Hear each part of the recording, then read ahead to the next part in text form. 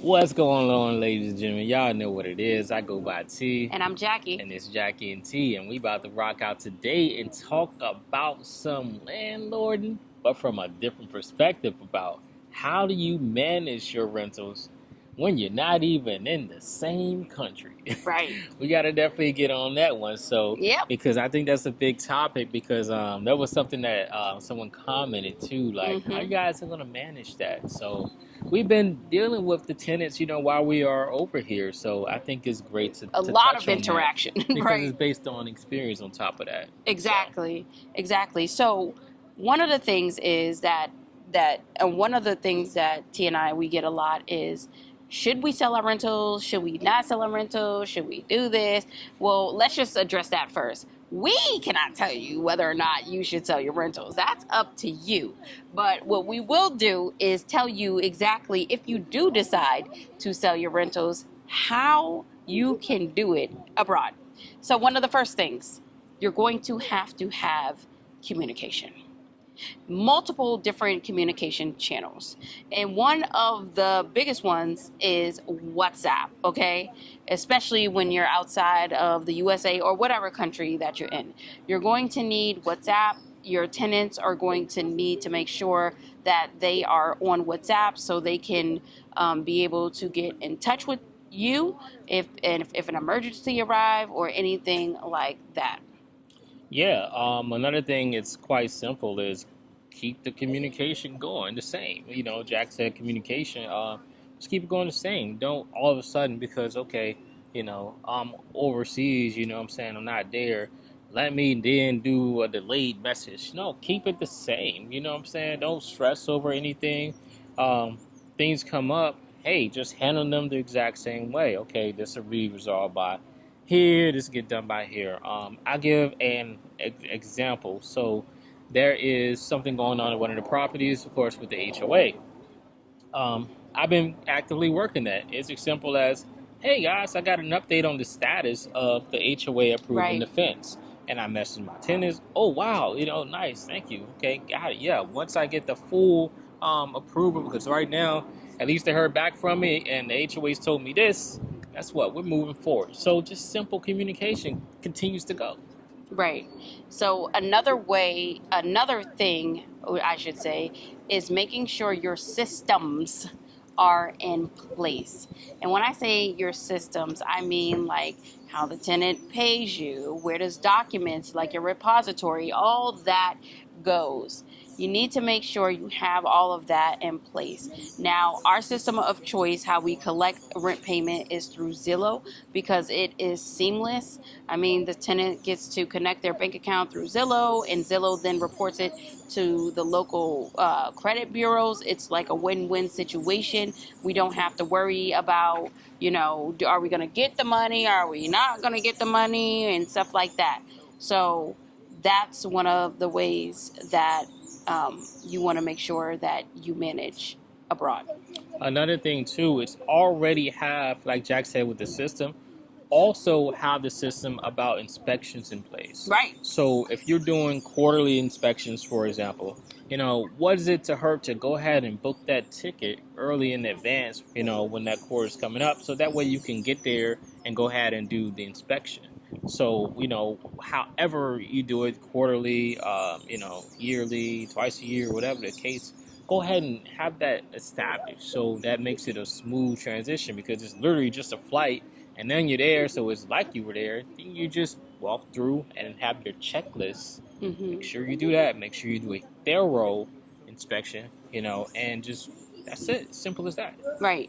And if you are one of those landlords that do want to be hands off and you don't want to necessarily do the inspection, you can either go the property manager route, but you have to still, with the property manager, you have to make sure you do your due diligence with those property managers, because we have seen multiple times that the property manager ain't really property managing, if you get what we're saying. And also another option is to just hire an inspection company.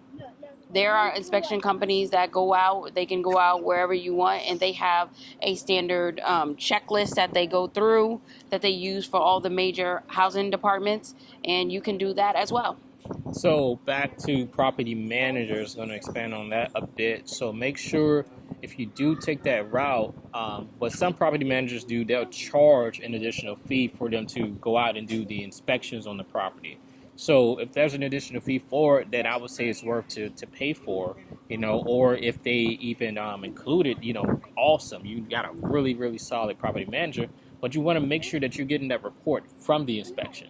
So when they go back to do the actual inspection, it should be a seamless process of going through a portal to send to you. So that way it comes right there through a portal or through your email directly, either way. And that way you see what's going on with the property. It should include pictures, if there's any hiccups and things like that as well. So for my property managers out there, we didn't shoot y'all down this time, right? Because there's some there's got to be some that exists out there, but there's a lot more that are just bad out there.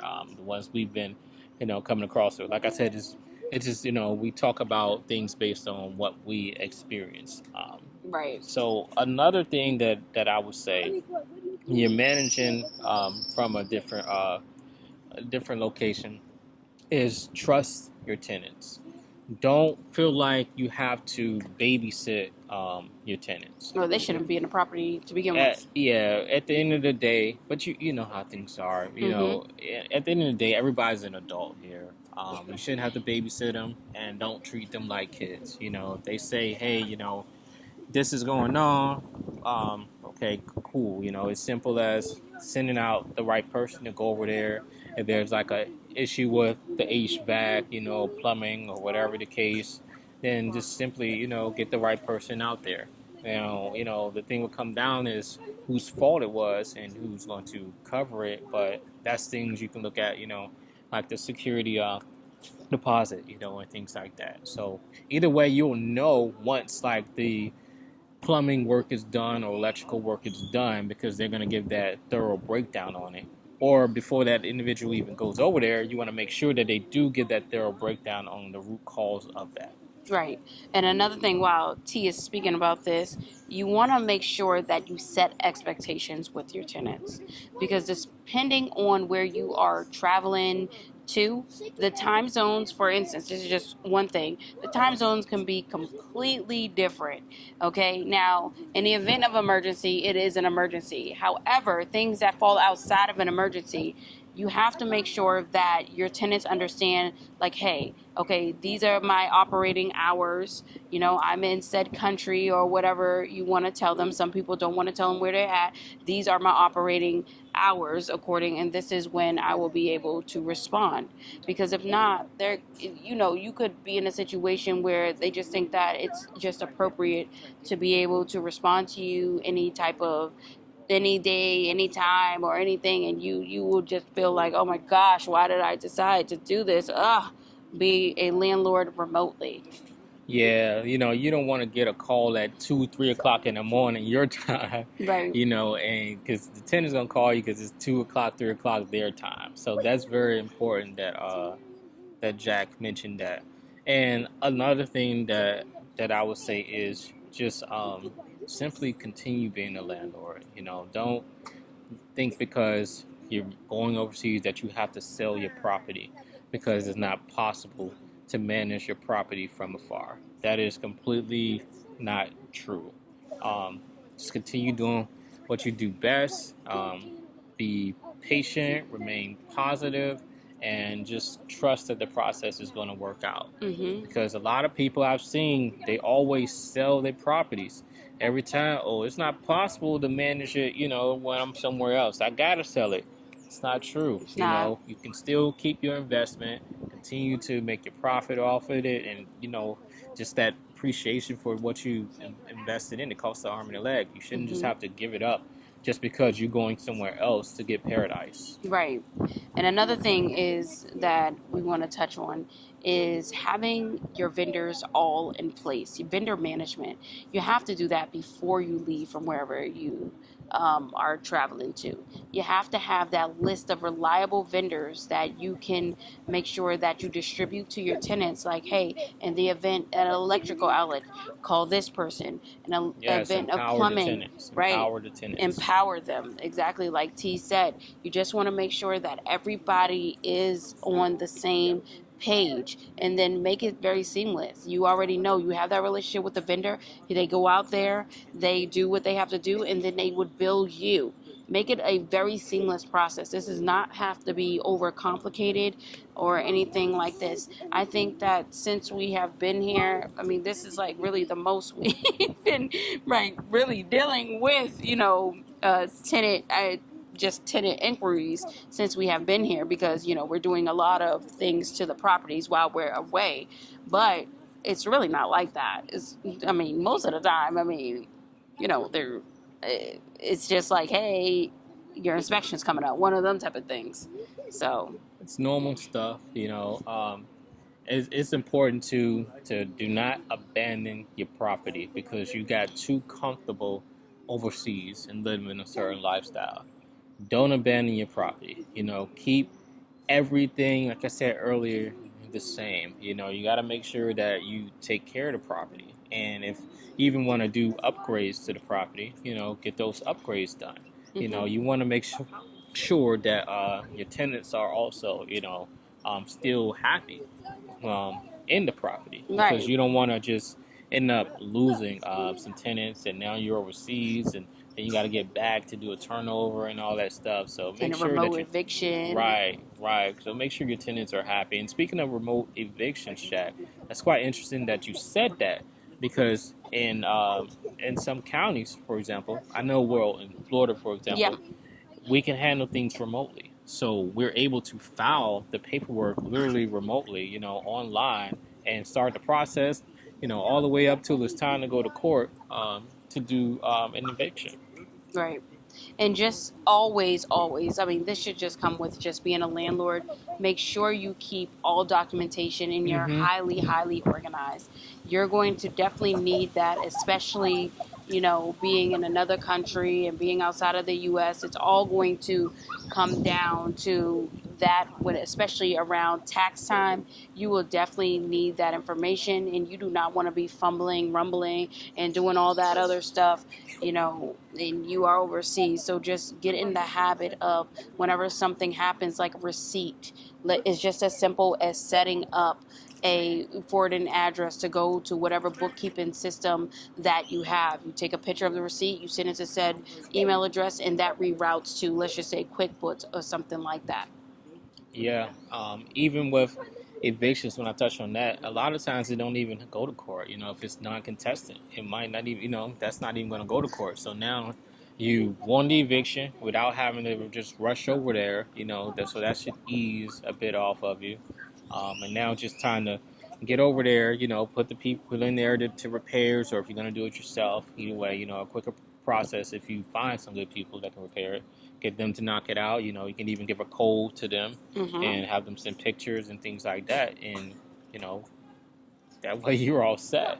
There's so many different ways. Like I said, it's just about really not panicking and listening to all the people that you have to sell your house because I'm going overseas. I Right. gotta give up everything.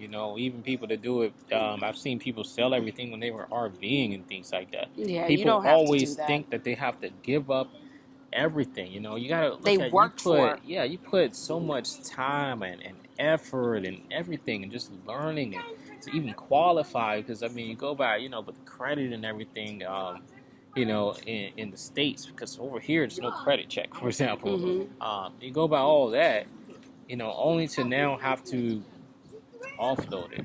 Right. Come on, when you offload it, yeah, you get peace somewhere else, but you're not. What do you own when you go somewhere else? You don't have that ownership anymore. Mm-hmm. Unless you could go in somewhere else specifically to own. Yeah. So that's all we have for today in today's video. T, do you have anything else? No, shout out to everybody out there. Like I keep saying, we keep growing. We are growing, y'all. Yes. So we are starting to get back that community that we were looking to expand. Because the people that have been coming have been very, very solid. So we definitely appreciate that, and especially for our day ones. Shout out to all y'all. Y'all always showing support. And so that's just gonna continue to grow. And please utilize that community tab, guys. Anything you want us to talk about, or something that you want to just put out there, information to the community, please utilize that community tab and put that information out there. Yep. So that's all we have for today. If you have any questions, if you have any comments, make sure you use the comment section down below. Make sure you like, you subscribe, you hype up this video so it can be shared with those who need to hear what we're talking about. And until next time, you all, peace out. See you.